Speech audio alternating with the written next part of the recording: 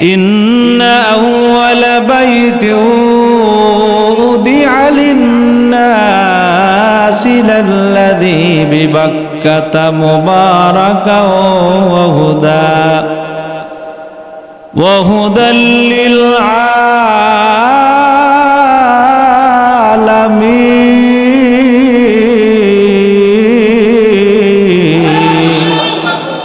এটা হলো নিদর্শন, মানব জাতির নিদর্শন, আল্লাহর ঘর কাবা বাইতুল্লাহ। ভারতের একটা আকাশ গবেষণা একটা সংস্থার নাম হলো নাসা। কি নাম? নাসা। আকাশ গবেষণা করে, আকাশে কি আছে। আকাশ গবেষণা করার একটা সংস্থার নাম হলো নাসা। ভারতের একজন বৈজ্ঞানিক প্লেনে চড়ে যখন আকাশ গবেষণা শুরু করলো, আল্লাহ রাব্বুল আলামিনের একটা নিদর্শন তিনি দেখতে পাইলেন। উপরে উঠতে উঠতে 2500 কিলোমিটার যখন উপরে উঠল, ও একটা মাইক্রোস্কোপ যন্ত্র দিয়া তাকায় দেখে এই পৃথিবীর মধ্যে 2টা আলো পৃথিবীর থেকে আকাশের দিকে উঠতেছে। সুবহানাল্লাহ। বলেন কয়টা? 2 জায়গা থেকে 2টা আলো আকাশের দিকে উঠতেছে। এটার আলোটা এমন পর্যন্ত যাইতে যাইতে প্রথম আসমান ভেদ করে দ্বিতীয় আসমান, দ্বিতীয় আসমান ভেদ করে তৃতীয়, তৃতীয় থেকে চতুর্থ, এইভাবে জমিনের থেকে 2টা আলো যাইতে যাইতে আল্লাহর বাইতুল মামুর পর্যন্ত চলে যায়। উনি মনে মনে ভাবলো, এটা আল্লাহর মহান নিদর্শন। কোন জায়গা থেকে এই আলোটা উপরের দিকে উঠে? তিনি আসলেন আবার জমিনের মধ্যে, তিনি বের করলেন একটা আলো হলো মক্কা আর একটা আলো হলো মদিনা। আল্লাহর ঘর কাবা বাইতুল্লাহ তাওয়াফকারী অর্থাৎ হুয়াজকারী, আর হলো উমরাকারী, আর একজন হলো গাজী। তারা যখন যুদ্ধে যায়, শহীদ না হয়ে ঘরে ফিরে আসে, তখন ওই ব্যক্তি দোয়া করলে সেই দোয়াটা আল্লাহ কবুল করে নেয়।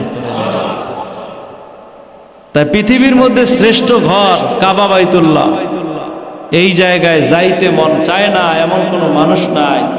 সবার মনে চায় এই জায়গায় একটা বার হলেও আমরা মক্কা মদিনায় যাই। কি মন চায় কি চায় না? আল্লাহর ঘর, আল্লাহ নিজে ওই ঘরের মধ্যে থাকেন না, কিন্তু আল্লাহ রাব্বুল আলামিন বলছেন কাবা বাইতুল্লাহ হলো আমার ঘর। আমার ঘরে যারা আসবে জিয়ারত করার জন্য, তাওয়াফ করার জন্য, তারা আমার মেহমান। শুধু আমার মেহমান না, তারা হলো আমার খাস মেহমান।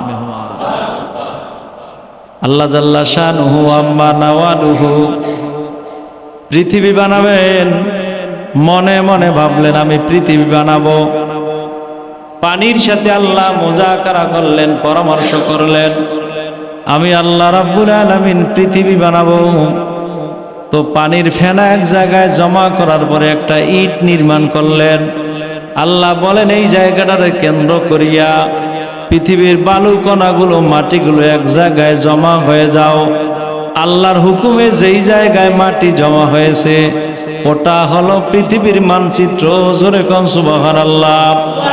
আল্লাহ রাব্বুল আলামিন জিবরিল আলাইহিস সালাতু ওয়াস সালামকে বললেন এই ইটের মাধ্যমে আমার কাবা ঘর বাইতুল্লাহ বানানো হবে। যারা যারা কাবা বাইতুল্লাহ আসবে তারা আমার মেহমান হয়ে যাবে।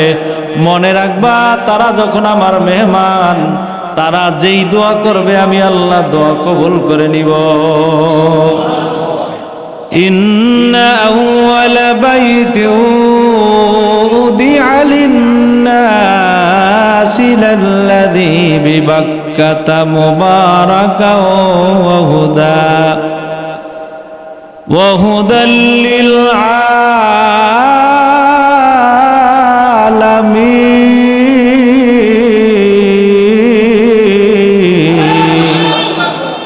এটা হলো নিদর্শন, মানব জাতির নিদর্শন, আল্লাহর ঘর কাবা বাইতুল্লাহ। ভারতের একটা আকাশ গবেষণা একটা সংস্থার নাম হলো নাসা। কি নাম? নাসা। আকাশ গবেষণা করে, আকাশে কি আছে। আকাশ গবেষণা করার একটা সংস্থার নাম হলো নাসা। ভারতের একজন বৈজ্ঞানিক প্লেনে চড়ে যখন আকাশ গবেষণা শুরু করলো, আল্লাহ রাব্বুল আলামিনের একটা নিদর্শন তিনি দেখতে পাইলেন।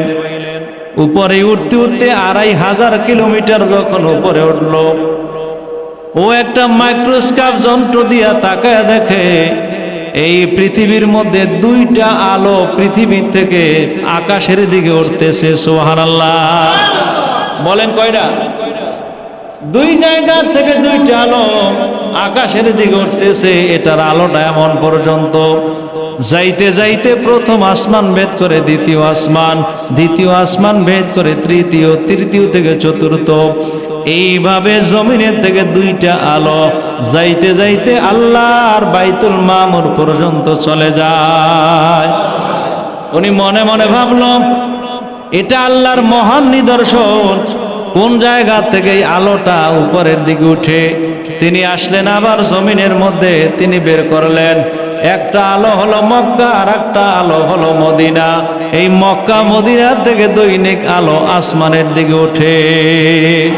উনি বুঝতে পারলেন এটা কোনো সাধারণ কারামতি না, সাধারণ কোনো নিদর্শন না, এটা আল্লাহকে পাওয়ার একটা অসীম নিদর্শন।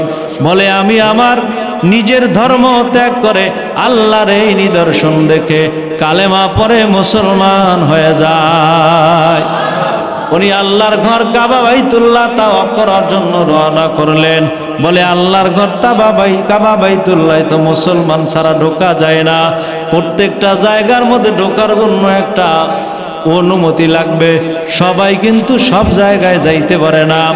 যেই রকমের সেনানিবাসের মধ্যে ঢুকতে হইলে অনুমতি লাগবে, লাগবে কি লাগবে না? বলে আল্লাহর ঘর কাবা বাইতুল্লাহ তোমার ঢুকতে হলে মুসলমান হওয়া লাগবে। ওই বিজ্ঞানী বলে আমি মনে মনে নিয়ত করলাম আল্লাহর ঘরে ঢুকবো তো আমি বেঈমান অবস্থায় কেমনে ঢুকি? আল্লাহর নিদর্শন দেখেছি, এখন আমি কালেমা পড়ব। কালেমা পড়ে আল্লাহর ঘর কাবা বাইতুল্লাহ ঢুকছে। পৃথিবীর এমন কোন ধর্ম গ্রন্থ নাই, এমন কোন ধর্মীয় কোন কারামতি বা নিদর্শন নাই যেই নিদর্শনটা আল্লাহ প্রদত্ত নিদর্শন অথবা তাদের ধর্মীয় গ্রন্থের কোন নিদর্শন আছে। এরকমের কোন নিদর্শন নাই, কিন্তু আল্লাহর ঘর কাবা বাইতুল্লাহর নিদর্শন আছে না নাই? বাংলাদেশের মধ্যে একজন বড় গায়ক তিনি বলেছেন আমি ত্রিপিটক, বেদ, রামায়ণ, দীকা নিকা, মনুস্মৃতি, গীতা, মহাভারত, বাইবেল পড়লাম, বিভিন্ন জায়গায় গেলাম, এক জায়গার বাইবেলের সাথে আর এক জায়গার বাইবেলের পূর্ণ মিল নাই। ওরে বাংলাদেশের মহাভারতের সাথে হিন্দুস্তানের মহাভারতের পূর্ণ মিল পাওয়া যায় না। বাংলাদেশেরটা একরকম, হিন্দুস্তানেরটা আর এক রকম। কিন্তু সারা দুনিয়ার মধ্যে আল্লাহর কোরআন যেই জায়গায় গেলাম, ইরাকের কোরআন দেখলাম, সৌদির কোরআন দেখলাম, বাংলার কোরআন দেখলাম, সারা দুনিয়ার কোরআনের মধ্যে কোনো পার্থক্য নাই। জোরে কোন সুবহানাল্লাহ। আমি পার্থক্য বের করার জন্য আল্লাহর কোরআনের প্রত্যেকটা আয়াতের সাথে বিভিন্ন কোরআনের আয়াত মিলাইলাম, একটা অক্ষরের সাথে আর একটা অক্ষর মিলাইলাম, কোন জায়গায় কোনো অক্ষরের পরিবর্তন নাই। জোরে কোন আল্লাহু আকবার। এই জন্যই তো আল্লাহ কোরআনে বলেন নাহনু নাযালনা যিকরা ওয়া ইন্না লাহু লাহাফিজুন।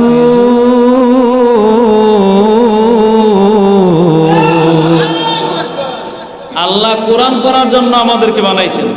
কথা বল না, কোরআন শুধু না, নামাজ কালাম ইবাদত বন্দেগী করার জন্য আল্লাহ বানাইছেন। এই জন্য আল্লাহ কোরআনে বলেন, আমি আয়াত পড়বো আপনারা তাকবীর দেবেন। আয়াত আল্লাহ বলেন ওয়ামা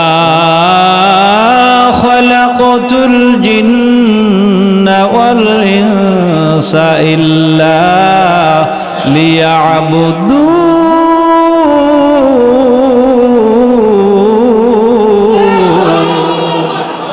মা খালাকতুল জিন্না ওয়াল ইনসা বুদে গাওখের আজাদি মিনবে তার সুদে।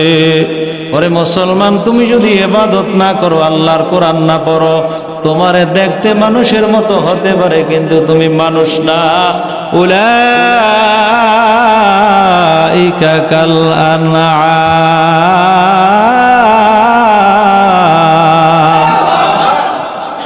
উলাইকা কাল আনআম بل هم أضل أولئك هم الغافلون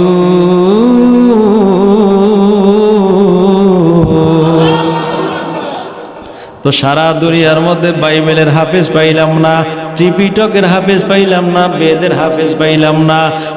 অত দূর যাওয়ার দরকার নাই। আদর্শ লিপির একটা বই আছে, সরোয়া সরেয়া ক খ, আছে না নাই?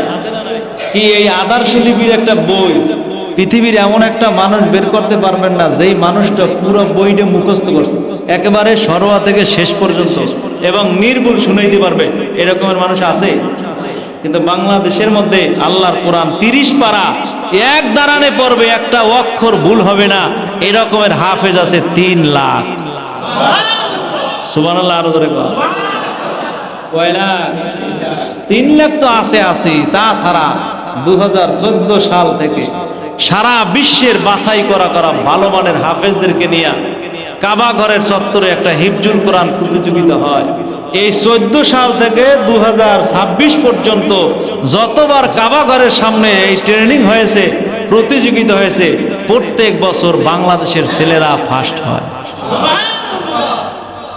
আল্লাহর ঘর কাবা বাইতুল্লাহ মক্কা মুআজ্জামায় কোরআন নাজিল হয়েছে মক্কা মুআজ্জামায়, কিন্তু বাংলাদেশের মানুষ কোরআন ভালো করে পড়তেছে, কোরআন অনুযায়ী জীবন গঠন করে, ঠিক কিনা? পৃথিবীর ইতিহাস খুঁজলে দেখা যায় বাংলাদেশের মধ্যে দাড়িওয়ালা বেশি, নামাজি বেশি, টুপিওয়ালা বেশি, পাঞ্জাবিওয়ালা বেশি। সুবহানাল্লাহ। সৌদি আরবে কয়জনে দাড়ি রাখে? কিন্তু বাংলাদেশে শতকরা 75 জন লোকে দাড়ি রাখে। কন্যা আলহামদুলিল্লাহ। কি আছে না নাই? সৌদি আরবে কত মানুষ টুপি মাথায় দেয়, বাংলাদেশের মধ্যে 30 থেকে 35% মানুষ মাথায় টুপি দেয়। সুবহানাল্লাহ। কি দেয় কি দেয় না? সৌদি আরব মাথায় টুপি নাই, উজু আছে, নামাজে দাঁড়াই গেছে। আসেনি? বিড়ি টানতে আছে, উজু আছে, বিড়ি ফেলাইয়া নামাজে দাঁড়াই গেছে। আর বাংলাদেশের মানুষের ঈমান এত মজবুত, আল্লাহর কোরআনও যদি ধরতে যায় ওযু সারা ধরে না, ঠিক কিনা? আছে না নাই? কোরআন শরীফ ধরবে, ওযু করে পবিত্র হয়ে ধরবে। সৌদি আরবে না, কোরআন শরীফ আসবে, ঝুলাইবে, এটা নিয়মে নাই। আল্লাহ বলেন যে আমি কোরআনকে হেফাজত করি, যারা কোরআন অনুযায়ী চলে তাদেরকে হেফাজত করার দায়িত্ব আমার কাছে। আল্লাহর ঘর কাবা বাইতুল্লাহ, ওই জায়গার মধ্যে যখন কাবা বাইতুল্লাহটা হারিয়ে যায়, নূহ নবীর বন্যার সময় কাবা বাইতুল্লাহর অস্তিত্ব বিলীন হয়ে যায়। ইব্রাহিম আলাইহিস সালাতু ওয়াস সালামকে আল্লাহ নির্দেশ দিলেন, ইব্রাহিম আমার ঘর আবার নির্মাণ করো। ওরে আমার ঘর তুমি মিস্ত্রির দায়িত্ব নিয়ে নির্মাণ করবা। হযরত ইব্রাহিম আলাইহিস সালাতু ওয়াস সালাম ইসমাইলকে নিয়ে আল্লাহর ঘর কাবা বাইতুল্লাহ নির্মাণ শুরু করলেন। এখন গাঁথনি দিতে দিতে 60 ফুট যখন উপরে উঠছে, আর উপরে লাভ পায় না। আল্লাহ বলেন একটা পাথর আমি জান্নাত থেকে পাঠিয়ে দিলাম, পাথরটার নাম হবে মাকামে ইব্রাহিম। ওই পাথরের উপরে বসবা, তোমার গাঁথনি গাঁথার জন্য যেই জায়গায় ইটগুলো স্থাপন করবা, যেই জায়গায় তোমার যাওয়ার প্রয়োজন, দুনিয়ার কোনো বিদ্যুৎ লাগবে না, কোনো কারেন্ট লাগবে না, কোনো শক্তি লাগবে না। পাথরটা এমনে এমনে তোমার যেই জায়গায় যাওয়া দরকার তোমারে নিয়ে যাবে। এটার নাম হলো মাকামে।